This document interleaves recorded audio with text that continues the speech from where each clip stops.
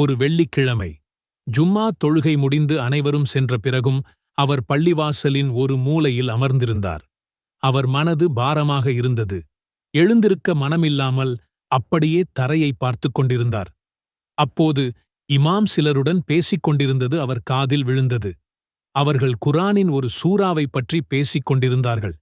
சூரா அந்நூர், அதன் அர்த்தம் ஒளி. அந்த சூறாவை ஆழமாக ஓதிப் பார்த்தால் உள்ளத்தில் ஒரு வெளிச்சம் பிறக்கும்.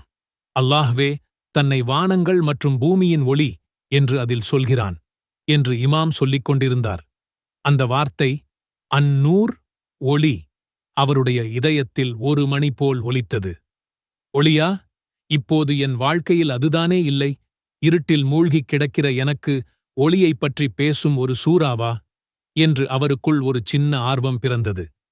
வீட்டுக்கு வந்ததும் வழக்கம் போல விரக்தியுடன் அமராமல் ஏதோ ஒரு உந்துதலில் திருக்குரானை எடுத்தார். தூசி படிந்திருந்த அந்த பிரதியைத் திறந்து பொருளடக்கத்தில் அந்த அத்தியாயத்தை தேடினார். அத்தியாயம் 24, சூரா அந்நூர். அதன் பொருள் ஒளி. அந்த பெயரே அவருக்கு ஒருவிதமான ஆறுதலைக் கொடுத்தது. பெரிய எதிர்பார்ப்பு எதுவும் இல்லாமல் ஒரு சின்ன நம்பிக்கையுடன் அந்த சூறாவை ஓத ஆரம்பித்தார். அந்த நிமிடம் தன் வாழ்க்கையையே மாற்றப்போகும் ஒரு பயணத்தைத்தான் நாம் ஆரம்பிக்கிறோம் என்று அவருக்குத் தெரியாது. அது விரக்தியின் இருட்டிலிருந்து இறைவனின் பிரகாசமான ஒளிக்குப் போகும் ஒரு பயணம். சூறாவின் ஆரம்ப வசனங்கள் சமூக ஒழுக்கங்களையும் சட்டங்களையும் பற்றி பேசின. அவதூறு பேசுவதன் தீமை, கற்பின் முக்கியத்துவம், அடுத்தவர் வீட்டிற்குள் நுழையும்போது அனுமதி கேட்க வேண்டிய அவசியம் என்று ஒவ்வொரு வசனமும் சமூக வாழ்க்கையில் வரும் குழப்பங்களுக்குத் தீர்வாக இருந்தது.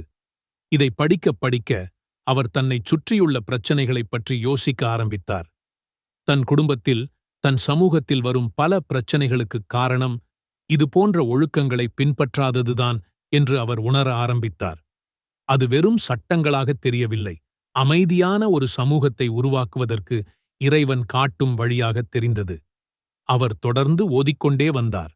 அப்போது அந்த அதிசயமான வசனத்தை அவர் அடைந்தார். சூரா அந்நூரின் 35வது வசனம். ஆயத் அந்நூர், ஒளிவசனம். அல்லாஹ் வானங்கள் மற்றும் பூமியின் ஒளி ஆவான். அவனுடைய ஒளிக்கு உவமையாவது அதனுள் ஒரு விளக்கு வைக்கப்பட்டிருக்கும் ஒரு மாடம் போன்றதாகும். அவ்விளக்கு ஒரு பளிங்குக் கண்ணாடியில் இருக்கிறது. அந்தக் கண்ணாடி பிரகாசமான ஒரு நட்சத்திரத்தைப் போன்றது.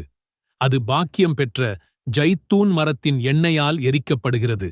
அது கிழக்கையும் சேர்ந்ததல்ல, மேற்கையும் சேர்ந்ததல்ல.